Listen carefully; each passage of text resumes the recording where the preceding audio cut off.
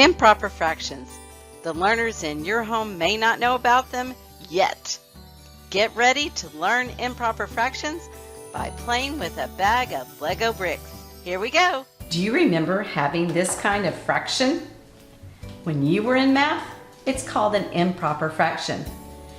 Improper fractions are fractions that have the numerator, the number of parts you're talking about, greater than the denominator, the number of parts the whole is divided into. I learned how to convert an improper fraction to a mixed number by memorizing what my teacher called the algorithmic procedure, the steps to take to solve the problem. In this case, it was a whole sheet of improper fractions, changing them to mixed numbers. But after exploring this concept with fourth graders using Lego bricks for the first time, I kept shaking my head. My fourth graders truly understood what an improper fraction and a mixed number represented because they were using concrete manipulatives. I promised I would always use building blocks with studs for this concept. And so, because it works so well with every student, I'm going to share it with you. Here's what you need to play.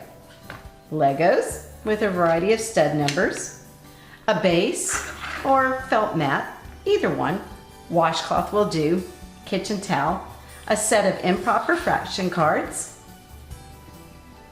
and an understanding piece of paper would be handy as well. So let's practice with the first one.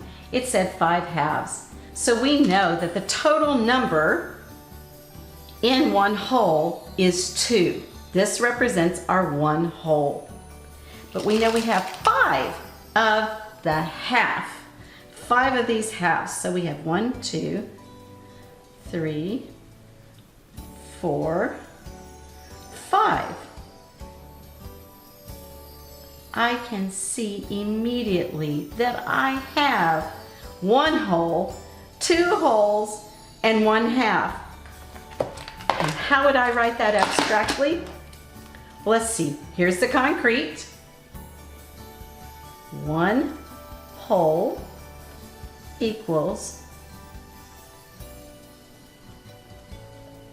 and we had 5 halves,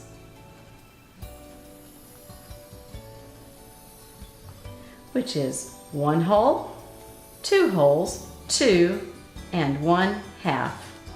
2 and 1 half.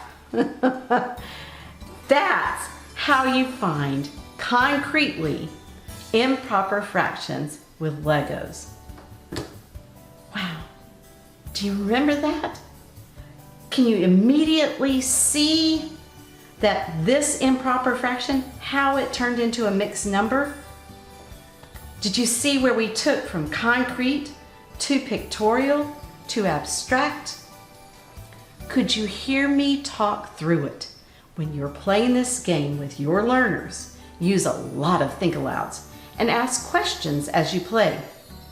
Your learners will figure out the steps and simplify the process themselves.